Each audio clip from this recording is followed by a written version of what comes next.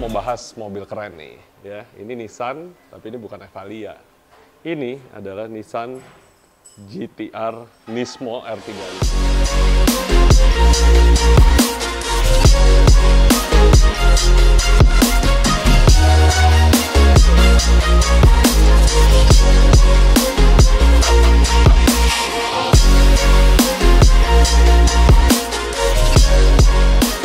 Mobil yang udah spesial ini kayaknya kurang banget kalau tampilan mesinnya nggak ada carbon fiber. Jadi hari ini kita akan gantikan nih air intake-nya, ini masih stok ya, masih menggunakan panel air filter kertas. Ini masih menggunakan panel air filter, kita akan gantikan langsung dengan intake karbon dari Grupi.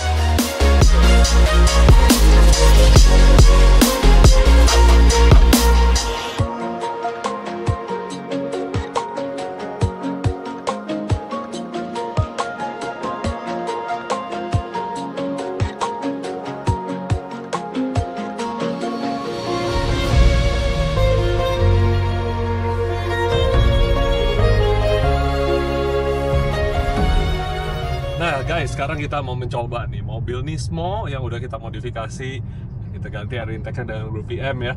Dan kita udah taruh dua mic, ada di intake dan di exhaust. Nanti gua akan kasih dengar suara knalpot standarnya Nismo kayak gimana, plus suara intake-nya yang udah kita ganti dengan Grupi M Carbon. Nah, sekarang sambil menuju ke jalan tol, kita lagi mau ngerasain dulu nih pakai Nismo buat mobil daily kayak apa rasanya kira-kira. Ya, jadi keluar dari komplek gua aja, ini udah gue taruh shocknya di level comfort ya. Dia ada tombol nih, ada R, ada normal, sama comfort. Di comfort mode aja, ini bantingannya rasanya tuh udah kayak apa ya, kayak shock balap sih. Ini bisa dibilang mobilnya mentul-mentul, kena jalanan gelombang tambelan. Wah, ini sih akan gak nyaman banget pasti kalau buat dipakai daily, karena dia juga bannya ban yang race punya ya. Sport compound itu biasanya tuh sidewall-nya udah pasti keras, makanya bantingan mobilnya juga rada keras, dan memang suspensinya Nismo dipakai untuk di sirkuit. Nah, jadi memang udah bisa di-expect mobil ini nggak akan nyaman buat daily.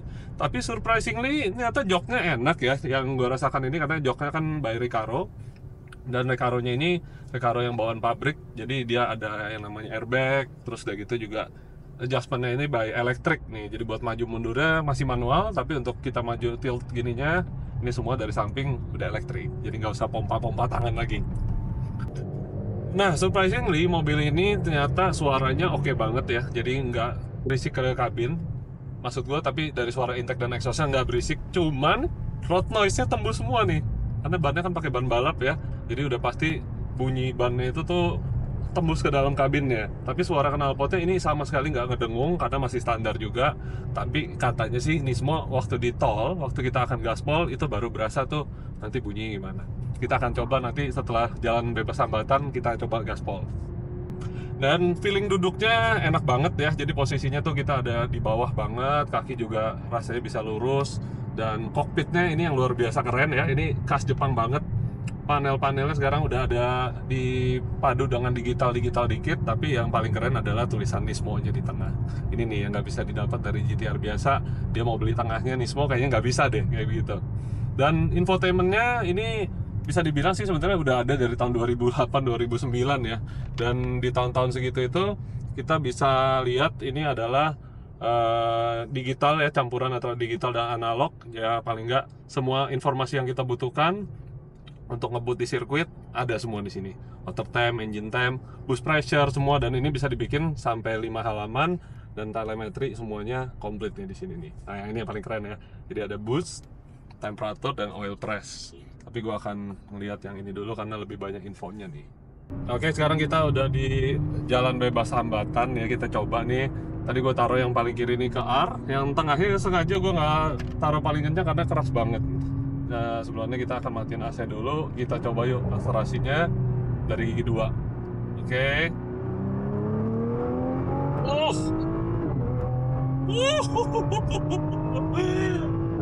Jadi akselerasinya tuh rasanya smooth, tapi begitu ngelihat speednya ini udah sampai 200 km per jam. Ya, itu baru sampai gigi 4, dan gasnya belum sampai gua tanam habis, itu masih ada sisa 1/4 lagi. Dan yang berasa banget adalah mobil ini aerodinamisnya benar-benar berasa ya. Jadi mobilnya tuh rasanya kayak tadi kalau ibaratnya kita nyetir mobil biasa tuh baru speed 150, 160, dia berasa kayak napak gitu loh. Jadi makin kita kenceng, dia makin rasanya kayak ditanam ke bawah ya. Jadi gue yakin banget nih mobil kalau giginya sampai dihabisin sih menempuh di atas 250 mah pasti gampang banget. Akselerasinya itu rasanya tapi kurang begitu eksplosif ya, karena ini masih dalam kondisi standar. Knalpot juga begitu digaspol itu baru tuh keluar suaranya. Jadi yang tadinya nggak ada suara, ternyata begitu digaspol di tol baru keluar. Nanti ada tempat kosong lagi, kita akan coba lagi sekali lagi.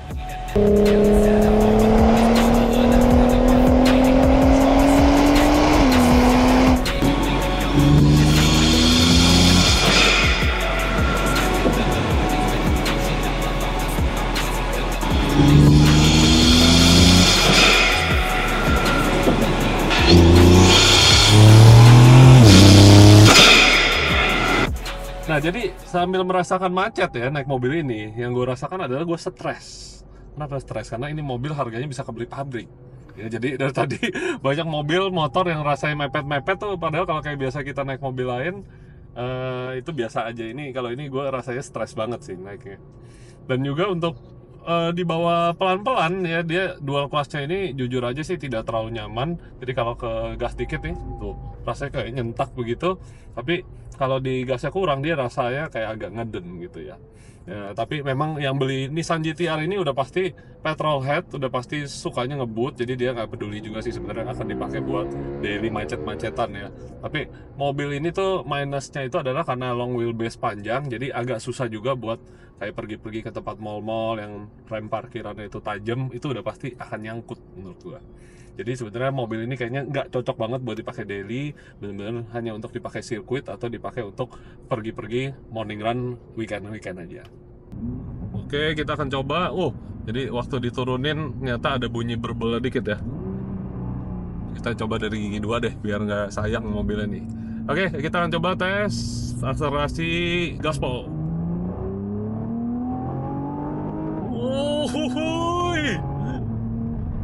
Wah, ternyata enak banget ya di gaspolnya itu. Valve exhaustnya baru terbuka dan suaranya baru kedengeran berbeda. Sekali lagi kita coba.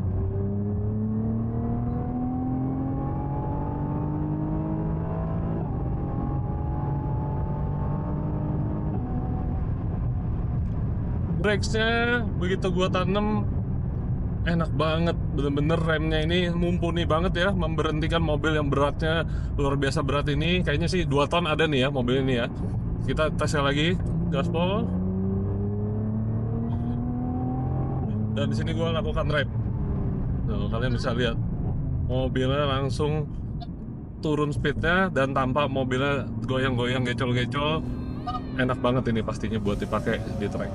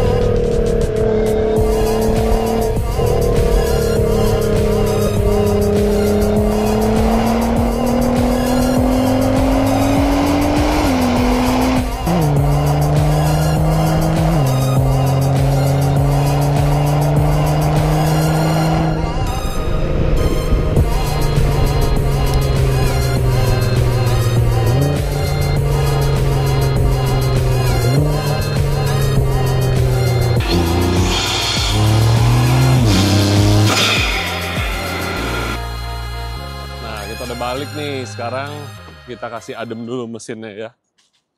Jadi di mobil ini yang gue amaze itu adalah temperaturnya bagus banget untuk mobil dengan 3.800 cc twin turbo ya. Ini kapnya enteng banget nih by the way nih, karena karbon. Jadi dengan mesin sebesar ini panasnya biasanya luar biasa panas kayak di mobil-mobil Eropa gitu ya. Nah tapi ini begitu dibuka mesinnya adem, dan di dalam tadi monitor data kita lihat water temp-nya bagus, oil temp-nya oke, dan intake air temperature-nya juga oke banget, terkontrol semuanya. Padahal kita tadi udah sempat tarik-tarik speed hampir mencapai 200 km per jam. Jadi gue yakin mobil ini mumpuni banget ya, mau dipakai di dalam kota ataupun mau dibawa ke trek sekalipun, ini oke banget karena memang sudah dipikirin semua dari Nismo ya, dari ducting depan, brake duct, intercooler, semuanya ini benar-benar bukaannya ini udah revisi terakhir daripada Nissan GT-R yang pertama kali keluar di tahun 2008-2009. Oke, jadi dari luar kita bisa lihat tampilannya oke banget ya. Ini mobil tuner banget kelihatannya, penuh dengan carbon fiber, striping merah, tulisan GT-R juga keren. Yang ini ibaratnya kalian udah nggak usah repot-repot lagi ngedandanin bodinya karena ini udah dipikirin semua sama Nissan. Plus ada juga bonus aerodinamis yang udah terbukti di wind tunnel karena mobil ini udah menempuh banyak banget ya revisi-revisi, dan yang ini adalah yang versi-versi udah mau akhir-akhirnya Nissan GT-R nih. Dan tampilan ruang mesin kita bisa lihat juga sekarang udah keren banget ya semenjak udah ada intake Group PM ya, jadi terlihat sekarang jauh lebih proper, menyatu dengan karbon di bagian bumper dan juga kap mesinnya. Jadi dengan intake ini juga menambah tenaganya pasti lebih enak karena bukaan anginnya diperbanyak. Dan ini juga bisa membuka potensi dari turbonya ini juga karena ini adalah turbo yang sama dengan Nismo GT3 ya, jadi potensinya masih luar biasa besar. Tadi kita tes waktu di gas itu boostnya baru 1 bar. Jadi kalau buat di-tuning enak banget nih pastinya nih. Terus yang kedua adalah handling ya. Handlingnya itu gue berasa mobil ini terlalu over keras buat dipakai daily. Jadi kenyamanannya bukan jadi poin plus dari mobil ini. Kenyamanannya itu kurang banget, tapi begitu dipakai di track gue yakin ini akan enak banget. Tadi kita coba masih di comfort mode dan di sport mode-nya itu masih yang biasa, jadi belum sampai dinyalain ke R mode, tapi itu udah mentul-mentul. Jadi kayaknya kalau buat daily menurut gue agak kurang enak buat dipakai daily. Yang paling bikin gue berasa kurang itu adalah suaranya ya. Jadi suaranya itu untuk sebuah Nissan GT-R gue berharap lebih, apalagi selama ini mungkin gue dengarnya yang udah di tuning-tuning yang udah ganti knalpot suaranya luar biasa sangar. Yang ini knalpotnya titanium tapi depannya masih standar, itu rasanya kurang banget ya. Jadi nggak seperti Nissan GT-R yang gue ekspektasi lah gitu loh.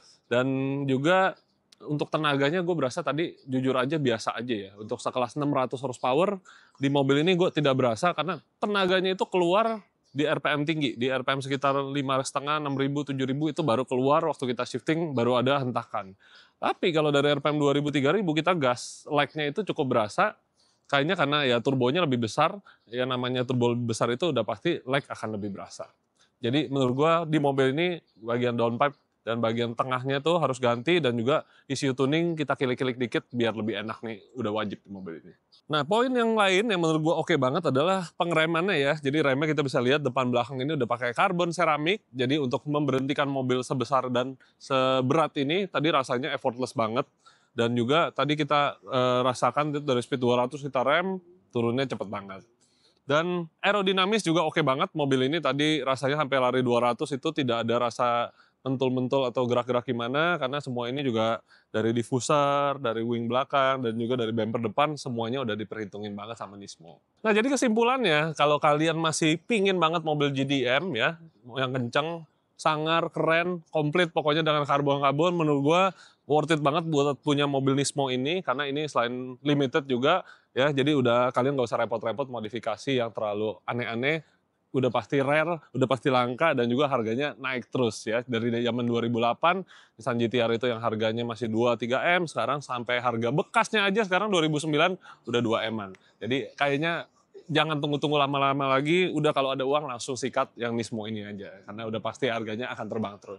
Nah tapi kalau menurut gua, untuk punya mobil ini sekarang, standarnya ini untuk dibandingin dengan mobil-mobil lain ya, mobil-mobil Eropa, mobil-mobil Jepang yang lain-lain, itu sekarang menurut gue sendiri tenaganya tidak se-wow zaman dulu ya, karena yang zaman dulu yang lain juga tidak terlalu oke. Tapi sekarang ini mobil ini kalau kita mau nikmatin benar-benar kita harus upgrade ya, seperti intake, exhaust, tuning, injektor, dan intercooler. Nah tapi mungkin tidak usah terlalu ekstrim seperti ganti turbo, karena mobil ini sendiri potensi sebenarnya udah luar biasa besar, dan yang udah dicuning kalau nggak salah bisa up hampir sekitar 700-800 horsepower.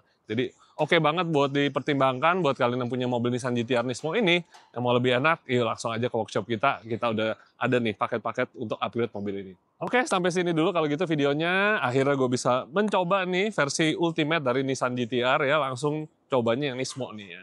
Dan abis ini udah tidak ada lagi Nissan GT-R R35, katanya bakal discontinue, dan kita nggak tahu ke depannya kayak gimana, tapi selama masih ada mobil Nissan GT-R ini, kayaknya oke banget buat jadi wishlist gua ke depannya, mudah-mudahan suatu hari bisa kebeli mobil ini. Oke, kalau gitu sampai sini videonya, kita jumpa lagi di video pengetesan mobil berikutnya. See you guys.